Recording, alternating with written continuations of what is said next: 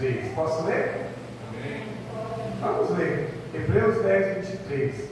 Mantenhamos firmemente, sem duvidar, a nossa confissão da nossa esperança, pois fiel é aquele que fez a promessa. Aleluia. Vou ler mais uma vez, Hebreus 10, 23.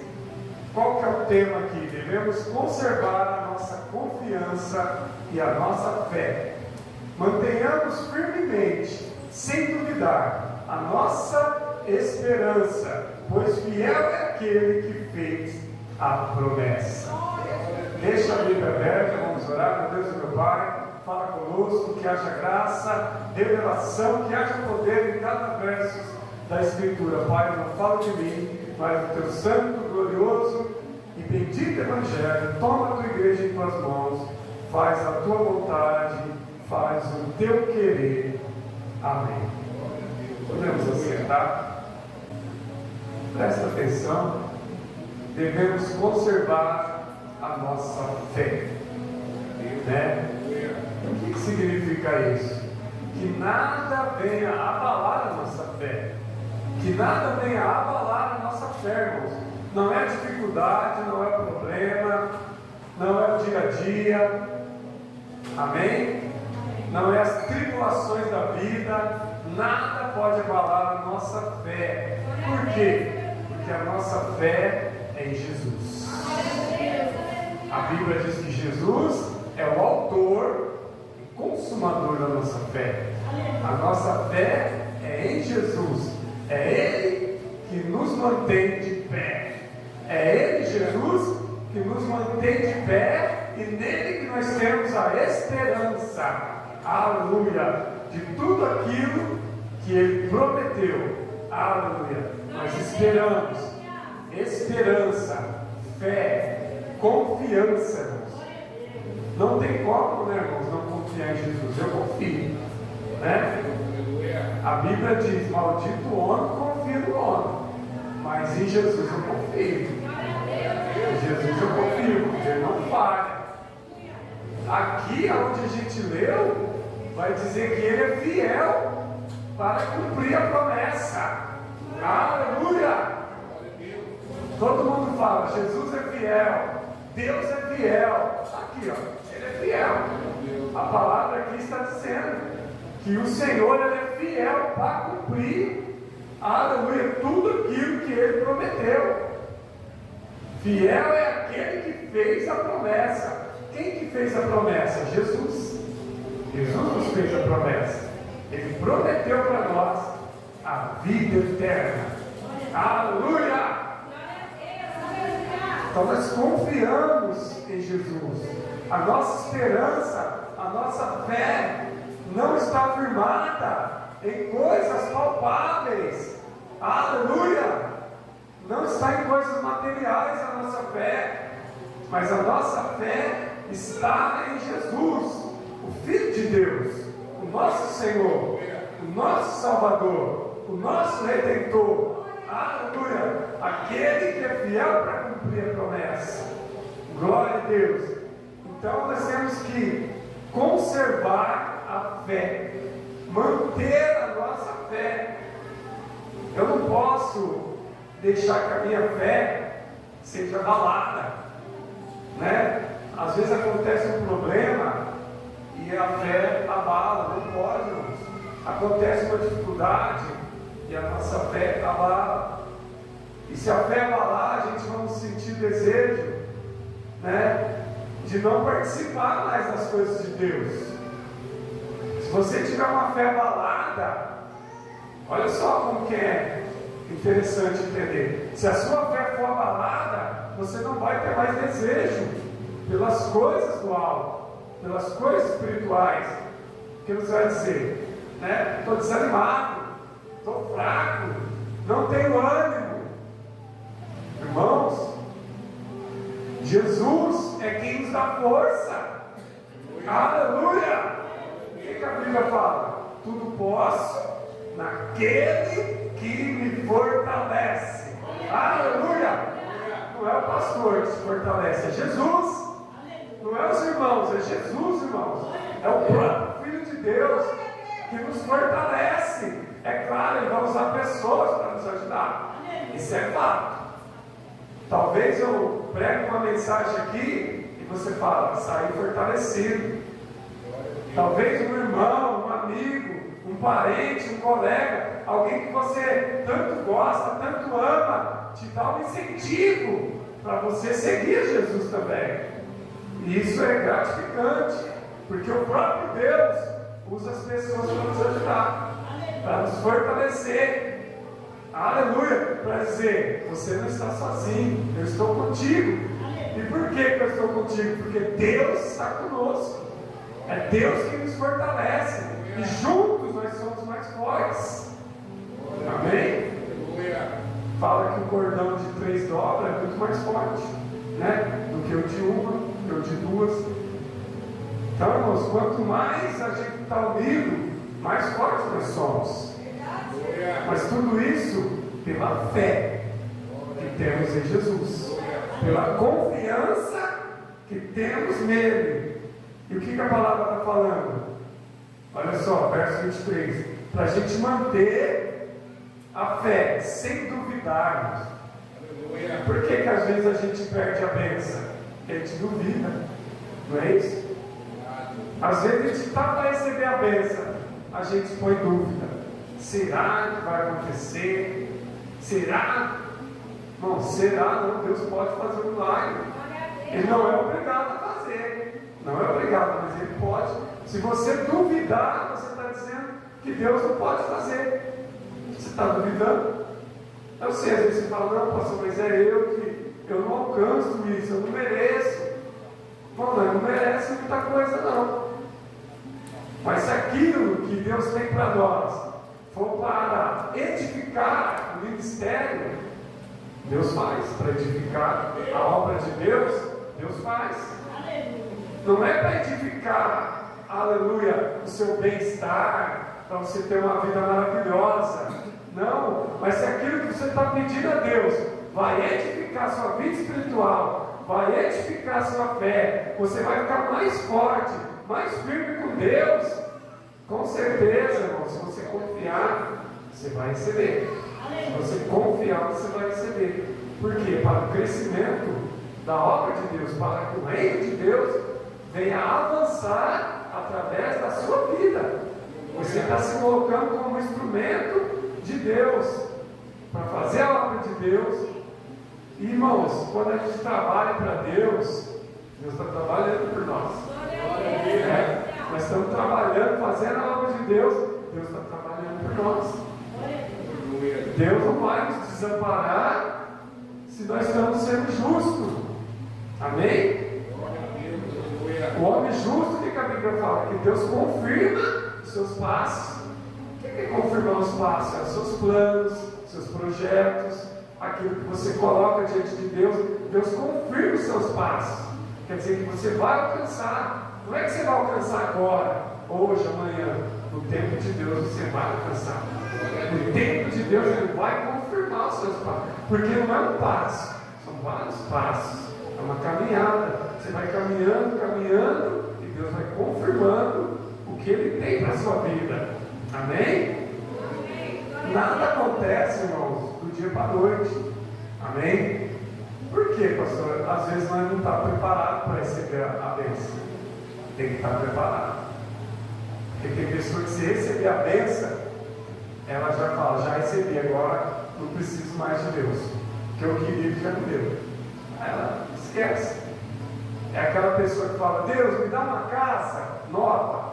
Uma casa nova, quero comprar uma casa. Aí vai e compra a casa. Aí fala, opa, não preciso mais de Deus. Já me deu uma casa. Não quero mais nada. Deus, obrigado. Né? Foi uma bênção, foi bom até aqui. Aí começa a querer fracassar, desistir, porque já alcançou o objetivo, irmão. E está errado. Por quê? Porque nós não podemos buscar os bens materiais. O que a pessoa devia buscar? A salvação da alma. Porque a salvação da alma, você não vai conquistar vindo na igreja somente. Não é só isso. É muito além disso. É muito além do que você vir na igreja. É muito além do que você aceitar Jesus. É muito além do que você se batizar. Uai, pastor, se eu aceitar Jesus, se eu me batizar, se eu vir na igreja, eu estou salvo. Quase, está salvo, quase. Você não está entendendo. A Bíblia fala que nós temos que ir até o fim. Eu conheço pessoa que aceitou Jesus. Eu conheço pessoa que se batizou. Eu conheço pessoa que ficou 1 ano, 2 anos, 3, 5, 10, 30 anos. E no final desistiram. Só Deus sabe se vão alcançar alguma coisa. Eles desistiram. E eu não estou fora do texto. Vai falar aqui para nós não abandonar a congregação. Vai falar aqui daqui a pouco. Eu estou dentro do texto. Não podemos abandonar a congregação, a igreja. Mas tem que ir até o fim. Você só vai receber a vitória no fim da sua vida. Vixe. Mas no fim da minha vida, só no fim. Infelizmente, ou melhor, felizmente, ninguém quer morrer agora, né? Não, ninguém quer. Mas nós só vai receber. Estou falando de coisa espiritual. Não estou falando da casa. Não estou falando do carro. Estou falando da vida eterna. Você só vai receber a vida eterna no fim da sua vida. Pastor, no fim da sua vida você recebe. Porque aonde está posto, uma só vez morrer, e depois disso vem o juízo. Morreu, está no juízo, fez tudo certo, tem peso diante de Deus, tudo que você fez para Deus vai valer a pena, e no final você recebe a promessa, a vida eterna. Então, no final da vida, ou lá no apartamento da igreja, receberemos o galardão, a coroa da vida. Aleluia! Então, não tem meio do caminho. Não tem meio do caminho. Você tem que ir até o fim. Por isso que a Bíblia diz, pastor, aquele que coloca a mão no arado, não volta atrás. Segue em frente. Colocou a mão no arado, vou trabalhar para Jesus. Trabalha, você vai ser recompensado. Aleluia! Deus vai te recompensar com a promessa a qual Jesus fez. E Jesus é fiel para cumprir. Se Ele prometeu, Ele vai cumprir. Aleluia! Glória a Deus! Irmãos, que ninguém roube a tua coroa. Que ninguém roube a tua coroa. Por quê? Porque o inimigo vai lutar para que você desista. As dificuldades vão vir para que você desista. Mas o que o versículo está dizendo? Mantenha firme, sem duvidar, a nossa esperança, a nossa fé, porque a promessa foi feita e será cumprida por Jesus. Ele não é homem para que minta. Amém? Nem filho do homem para que se arrependa. Se Jesus prometeu, Ele vai cumprir. Vamos seguir o verso 24. Hebreus 10, 24. Estando atentos uns aos outros, para nos estimularmos no amor e nas boas obras. Temos que estar atentos uns aos outros. Um irmão atento com o outro, ajudando uns aos outros. Você ajuda quem é de dentro da sua casa, você ajuda quem é próximo de você ajuda o irmão da igreja que está do seu lado, que senta aí perto de você, que congrega junto com você ajuda até o outro irmão de outra igreja, você ajuda o vizinho, o colega, o amigo. Fique atento uns aos outros, atento à necessidade que a pessoa tem. Não estou falando de dinheiro, estou falando de coisa espiritual, estou falando de amar o próximo. Amar o próximo é você falar de Jesus para o próximo. Amar o próximo é você tentar salvar a alma do próximo. Amém? Salvar a alma, porque uma alma vale mais que o mundo inteiro. E aqui está dizendo, estando atentos uns aos outros, para estimularmos o amor. No amor de quem? No nosso amor? Não, no amor de Deus. Temos que estimular a pessoa no amor de Deus. Aleluia. A se manter firmes. Aleluia. Na presença de Deus. Porque vai vir muita conversa para que você saia da igreja. Para de ir naquele lugar. Para de ir na igreja. Para de fazer isso. Para de fazer aquilo. A Bíblia não diz que é para parar. Não sou eu não. A Bíblia não diz. Daqui a pouco eu vou ler. A Bíblia fala para você seguir em frente, para você congregar, para você se manter firme. Então essas pessoas que estão falando aí, tem que sair da igreja, para de ir para a igreja, para disso, para daquilo, irmãos. Não é de Deus isso. Não vem de Deus, irmãos. Me desculpa. Hoje eu estou aqui, amanhã eu posso até cair. Ninguém sabe amanhã. Mas não é de Deus falar para você parar. Não para, vai até o fim. Não é placa de igreja. Não é placa de igreja. Não é pastor A, pastor B, pastor C. Não é isso. É Jesus. Olha só, devemos estimular no amor e nas boas obras. Incentivar a pessoa no amor de Deus e nas boas obras. O que é as boas obras aqui? Fazer o bem. Fazer o bem sem olhar quem. Fazer o bem, abençoar as pessoas. Por que tem que abençoar? Porque se você amaldiçoar, vai voltar para você. Não pode amaldiçoar, mas se você amaldiçoa, a maldição volta para a sua vida. Crente não pode amaldiçoar ninguém, não. Crente tem que abençoar. Pastor, mas eu já vi muito crente amaldiçoando. Então você vê a vida da pessoa. Começa a olhar para você ver. Você vê crente amaldiçoando. Eu amaldiçoo o pastor Marcos, né? Você pode ter ouvido alguém falar isso. Você pode ter ouvido. Amaldiçoou aquele homem lá, aquela igreja, amaldiçoou a esposa dele, aquele povo lá, amaldiçoou ele. Vai voltar. Mas não pagou ainda, mas paga. Eu abençoo. Todo mundo que estiver falando mal de mim, Deus abençoa.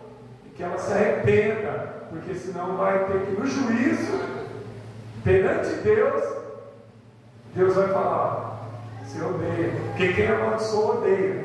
Você odeia. E quem odeia não entra no céu. Quem odeia as pessoas não entra no céu. Não estou entendendo, é mandamento. Amarás ao teu próximo como a ti mesmo. O mandamento é amar. Se a pessoa está amaldiçoando, ela não é convertida, ela não é salva, ela não tem o Espírito Santo. O Espírito Santo em nós não amaldiçoa ninguém. Quem que amaldiçoa as pessoas em nós? Demônios. Se a pessoa tiver com um demônio no corpo, ela amaldiçoa. Ela fala mal e amaldiçoa. Se ela tiver o Espírito Santo, ela sabe que ela não pode amaldiçoar o servo de Deus. Davi não usou, contra a vida de Saul. Não usou. Eu não toco no ungido de Deus. Não importa se Saul errou. Saul vai resolver com Deus. Não estou entendendo. Eu não gosto do pastor Marcos. Ele que resolve com Deus. Deus abençoa o pastor Marcos. Eu tenho minhas diferenças com ele, mas eu não vou amaldiçoar ele. Deus abençoa ele, O Senhor trata com ele, mas eu não vou amaldiçoar não. Porque depois vai vir para mim. Tem que ser sábio. Não dá para amaldiçoar. Tá? Estou falando de mim, mas pode ser vocês também. Tem gente que fala mal da gente, não gosta de crente, não gosta disso, não gosta daquilo. Mas isso aí não vem de Deus, irmãos. Deus está falando aqui que nós temos que estimular no amor. Estimular no amor de Deus quer dizer estimular uma pessoa a amar a outra. Amar no amor fraternal, no amor de Deus. O que é um amor fraternal? Para você entender. É um amor como se fosse um amor de família. Mas é família? Somos todos filhos de Deus. Filhos de Deus é família de Deus. E as criaturas, pastor? Tem as criaturas. Mas a Bíblia fala que nós temos que amar também as criaturas. Porque um dia eu era criatura. Quando eu estava no mundo eu era criatura. Vindo para a igreja eu sou filho de Deus. Então a criatura está no mundo, mas amanhã ela pode vir e se transformar no filho de Deus. Mas precisa amar para que ela possa sentir o amor de Deus e se achegar a Deus. Temos que estimular o amor e não o ódio. Não podemos estimular o ódio. Temos que estimular o amor. E que o amor de Deus venha prevalecer nos nossos corações. Não é fácil? Não. Tem vezes que a gente fala. Então quando a gente falhar, se arrepende. Falhei. Me arrependo, sim. Eu tenho que amar, eu não posso odiar. Eu tenho que amar, eu não posso maldizer. Eu tenho que amar. Estimular o amor de Deus no próximo. E as boas obras. Estimular as pessoas às boas obras. A fazer coisas boas. A ajudar. A se preocupar uns com os outros. Que é o mandamento de Deus. Amar o próximo como a nós mesmos. Amar o próximo como a nós mesmos. Esse é o segundo mandamento. O primeiro é amar a Deus acima de tudo. Vamos seguir o texto, verso 25. Hebreus 10, 25. Lembra que eu falei que eu ia chegar aqui? Hebreus 10, 25. Sem abandonarmos a nossa congregação, como é costume de alguns. Olha só que palavras, é. O que aqui disse agora? Costume de alguns. Algumas pessoas têm o costume de abandonar a congregação. Pastor, o que significa congregação? Igreja. Igreja, congregação. Aonde congrega os santos. Quem são os santos? Os filhos de Deus, lavados no sangue de Jesus. Por que santos? Santificados por Deus. Santificados por Deus. É Deus quem nos santifica. Né? É Deus, não é santo não de ser carregado no andor, não. Não é isso não. Ser santo aqui é a igreja dos santos, é a igreja dos filhos de Deus.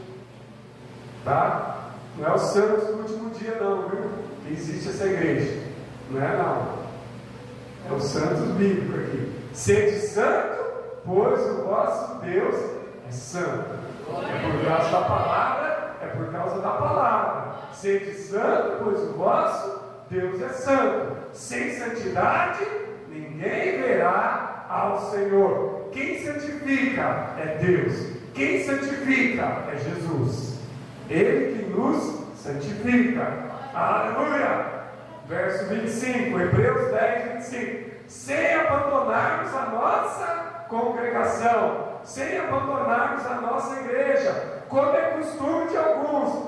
Antes devemos exortar-nos mutuamente. O que é exortar?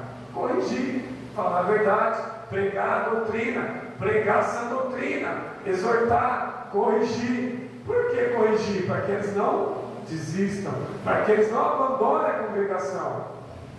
A gente tem que exortar, corrigir, ensinar, para que eles não abandonem a congregação. Então eu estou ensinando vocês que a Bíblia fala, a Bíblia diz que não podemos abandonar a igreja, não podemos abandonar a congregação. Irmão, tem muita gente nas redes sociais falando, sai da igreja, abandona a igreja. A Bíblia não diz isso. Quando você vê alguém falando, sai da igreja, abandona a igreja, eu vi vídeo hoje eu vi vídeo assim. E você, olha irmãos, me desculpa, adivinha quem são esses que estão pedindo para vocês abandonar a igreja? É pessoas que eram de dentro da igreja. Não é pessoa que não conhece não. É pessoas de dentro da igreja que saíram da igreja, se frustraram na igreja, talvez aconteceu algum fato, alguma circunstância, talvez eles estiveram no ministério que eles viram coisas erradas, e ali ele se frustrou, e eles acham que todas as congregações, eles acham que todas as igrejas é igual, e não é. Não é tudo igual. Elas são de Cristo, mas não é tudo igual. Por quê? Por que a igreja não é tudo igual? Porque não tem como ser igual. Porque as pessoas não são igual. Não tem ninguém igual eu no mundo. Eu sou único no mundo. Você, qualquer um de vocês aqui, vocês é único no mundo. Não tem ninguém igual. Pode ser parecido. Parecido não é igual. O meu DNA só existe um. Só o meu. O seu DNA é só o seu. Ah, pastor, isso aí não me convenceu não. Então eu vou te convencer que não é tudo igual. Por que que dentro da igreja as pessoas se frustram? Estou falando de frustrar. Estou falando de quem saiu da igreja e hoje está falando mal da igreja. Por que que essas pessoas saíram da igreja, hoje estão falando mal da igreja, se frustraram na igreja, aconteceu alguma coisa na igreja que elas não querem mais para a igreja? Sabe por quê? Porque dentro da igreja tem duas classes dentro da igreja. E elas se frustraram com uma dessas duas classes. E eu vou te dizer com quem que elas se frustraram dentro da igreja. Porque tem duas classes dentro da igreja. E essas pessoas se frustraram dentro da igreja com o joio, com o bode. Amém? Elas não se frustraram com o trigo, com as verdadeiras ovelhas de Cristo. Mas elas então, em algum momento, encontraram pela frente um bode, um joio, e se frustrou. Porque nem todo mundo dentro da igreja é trigo. Tem o trigo e tem o joio. Tem a ovelha e tem o bode. Então cuidado, porque às vezes você vai se frustrar com o joio. Você vai se frustrar com o bode. Mas o trigo nunca vai te frustrar. Porque o trigo, aleluia, é separado por Deus para a vida eterna. Não estou entendendo, pastor. Seja trigo dentro da igreja, não seja joio. Seja ovelha dentro da igreja, não seja bode. Espera aí, pastor. Então essa pessoa que saiu da igreja e agora está falando mal da igreja, ela está sendo comparada também ao joio. Ela se comparou ao joio, porque ela se frustrou com o joio e hoje ela está sendo joio, ela está sendo bode, porque está tentando tirar as pessoas da igreja de Deus, da igreja de Jesus. E da igreja, irmãos, das mãos de Deus ninguém tira. Ninguém tira das mãos de Deus. Não estou entendendo. Essas pessoas que falam contra a igreja, elas não querem que você fique mais na igreja, elas querem que você seja igual a elas. Como assim? Elas saíram, quer que você saia. Se elas estivessem bem na igreja, elas iam estar pregando o evangelho. Mas como elas saíram, talvez é porque elas não são escolhidas. Por isso que elas saíram. Muitos são chamados, muitos chamados dentro da igreja, mas poucos escolhidos. Você tem que ser escolhido.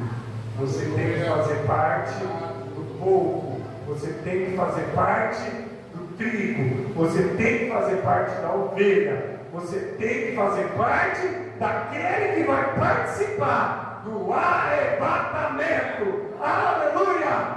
Não caia na conversa contra a igreja, porque nenhuma arma forjada prevalecerá contra a igreja de Cristo. Aleluia!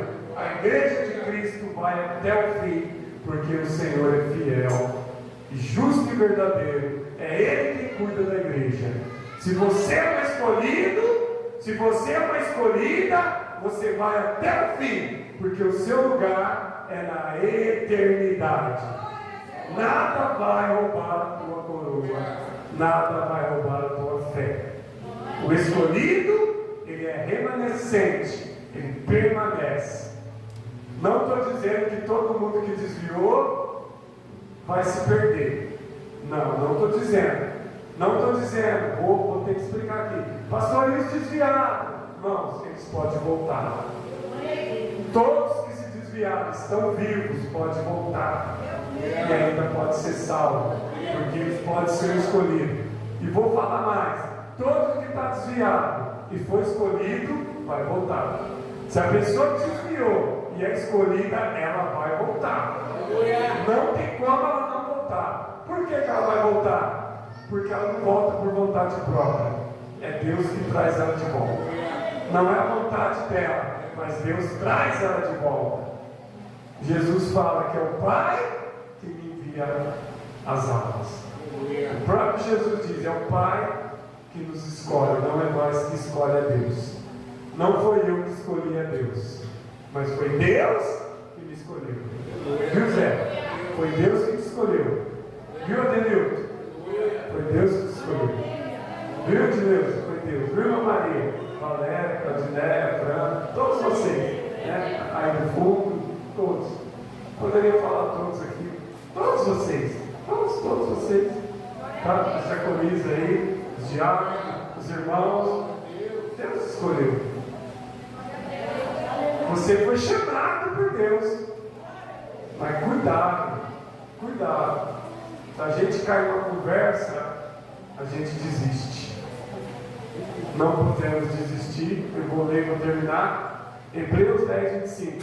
Sem abandonarmos a nossa congregação, a nossa igreja, como é costume de alguns, antes exortando mutuamente. O que é mutuamente? Dia após dia, todos os dias, todos os meses, todos os anos, dia após dia, devemos exortar, corrigir, ensinar, amar, ajudar, ainda mais agora, aleluia, ainda mais agora, quando vedes que o dia está próximo, aleluia, ainda mais agora, irmãos, agora não é hora de parar, porque o dia está próximo, aleluia.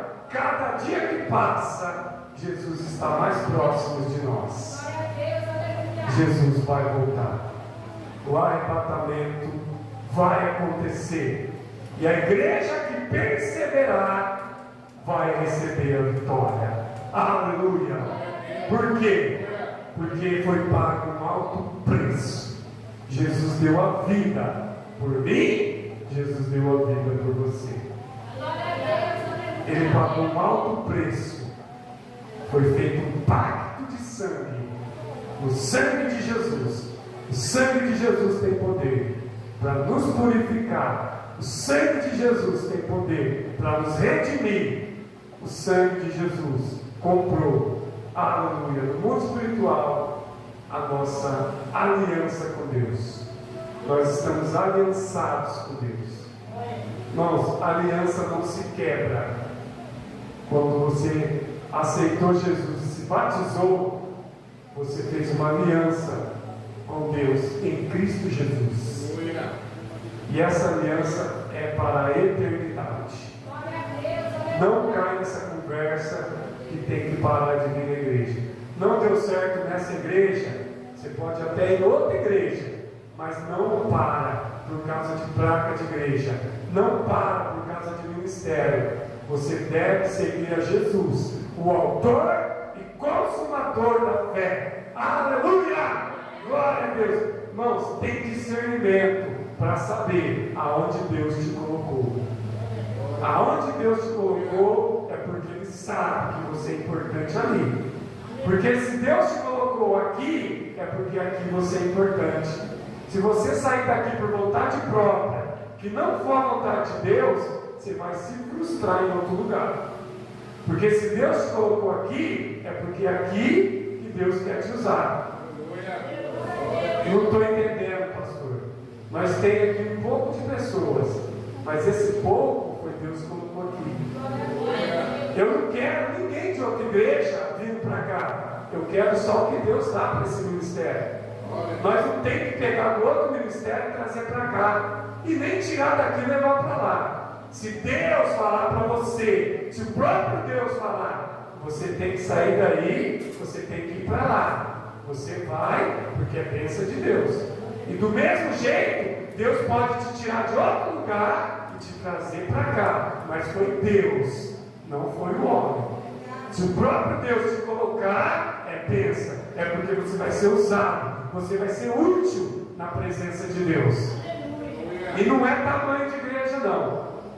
Não se luta com igreja grande, igreja maior ou igreja menor. Aonde Deus te colocar, é ali que Deus vai te usar. Deus fala que na obra de Deus, no reino de Deus, o mais pequeno é o maior. Você entendeu? No reino de Deus, o mais pequeno é o maior. E o maior é o menor. Então, irmãos, nada é do jeito que a gente pensa. Na obra de Deus é tudo diferente. O menor é o maior e o maior é o menor. Então, o que você tem que fazer? Viver segundo as Escrituras. Não seja joio, seja trigo. Amém?